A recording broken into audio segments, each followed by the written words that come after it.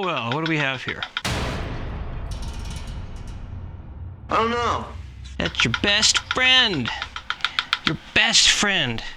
If you want to become as fast as you possibly can on any instrument, and guitar, you want to practice with a metronome, and it can almost always work. But there is a time when metronome practice doesn't work.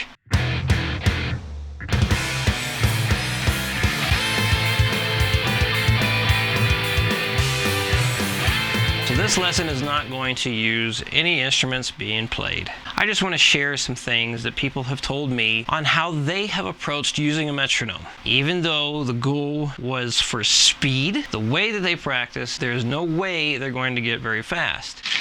There's no way. Now, this might seem obvious, but I think for some people it's not. You see, in order to practice getting faster, you have to practice fast. I don't care what anyone else says. I know that someone else out there, probably plenty of people have said that in order to practice getting fast, you practice slow. In a way, yes, but you don't practice slow all the time. You still have to work on getting faster. So, for example, let's say you have just a very short riff of like 15 notes, or you're just running up and down a scale, whatever. It's a short thing, it doesn't take long. If you're trying to get faster at it, do not spend 10 minutes at the same speed. And it's not a bad thing to do that, but what you're learning is how to play that pattern. You're learning how to fret that riff or scale. You're learning how to pick up and down that riff, and you're working on your motor skills, your mechanics, and you're focusing on basically just how to perform that motion.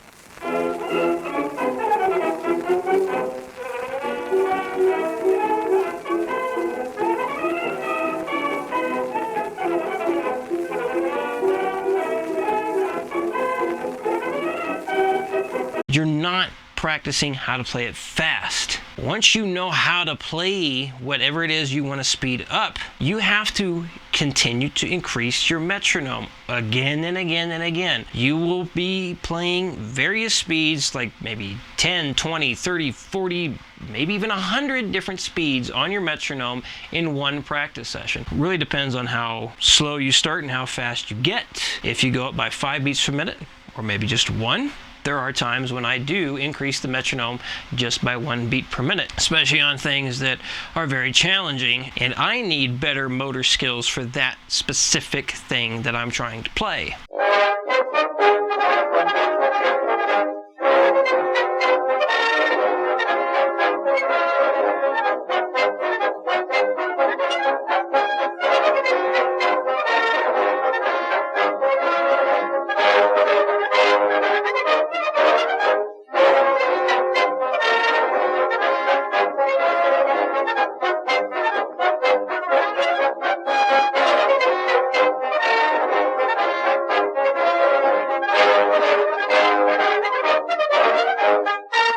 Another example are these short alternate picking exercises that I've given people. And they're really short. It's just you have 1, 2, 3, 4 bars and that's it. It's just da da da da da da da da da da da da da da da da dum, and that's it. 1 and a 2 and a 3 and a 4 and a 1 and a 2 and a boom. Actually, that would be like 1 and a 2 and a 1 and a 2 and a 1 and a 2 and a done, since I said 4 bars. But that's it. Those are really short, and they are meant to have you work at something in very short bursts of speed. So I've had plenty of people take the same thing, even though I tell them play it just how it's written. They'll play it like 10 or 20 times before they bump up the metronome. Don't do that. If you're trying to get faster, stop doing all this other bullshit and work on going faster. Every time you play whatever it is you're working on correctly, that's when you bump up the metronome. Save the repetitive stuff where you're playing the same thing for like 10 minutes straight when you can't get any faster and you need better mechanics, or when you're just learning something. Because if you're just trying to learn what a scale is or a riff is, it's not a good idea to try and play it with a metronome right away. You don't know it well enough in the very beginning to put it to a metronome. So yes, there are times when you do a lot of high repetitions, but if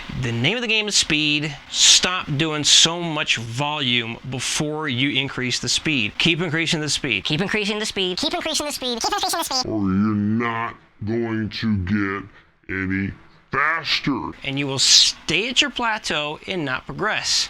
And the last thing to talk about is starting your metronome too damn fast. Just because you got to 100 beats per minute on something, your last practice session, does not mean you should be starting off with 100 beats per minute again. And even if you got it to like 200, still, don't start it at 100 beats per minute right away. It takes time for your hands to warm up adequately in order to play your top speeds. I always start whatever I'm going to practice at 60 beats per minute. You could probably do 50 beats per minute, but I would not start anything faster than 60 beats per minute. And this excuse of, oh, well, it just feels too slow. That right there tells me, every time somebody says that, it tells me that they do not know that piece of music well enough to be speeding it up anyway. You need to be able to play it very slow, so this way you have a good understanding of what it is you're trying to play before you start to bump it faster and faster and faster. Trust me. Start slow on your metronome. And every time you play what you're working on, I know I'm repeating myself, but it seems like I have to keep saying this because even though I tell people this over and over and over again, it doesn't stick. And I want this to stick for you because it works. Start your metronome slow, 60 beats per minute, and increase no more than 5 beats per minute every time you get what you're practicing correctly.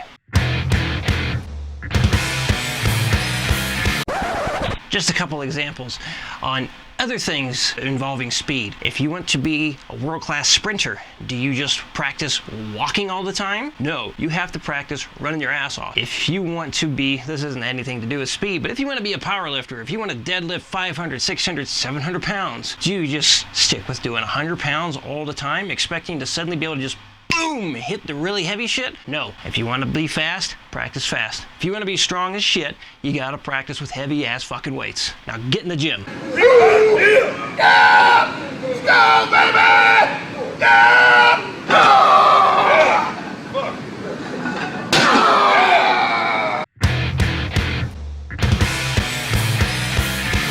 That's it. Video's over. Lesson is done. If you like what you saw, I'd appreciate you hitting the thumbs up. And subscribe to the YouTube channel if you have yet to do so. If you would like to contribute to helping lessons like this get made more often, please check out the Mile High Shred Patreon page. There is a link to the website in the video description. You can also help spread the name of Mile High Shred by commenting on the video and sharing the video. Anything you do does help and is greatly appreciated. And always, thank you very much for watching.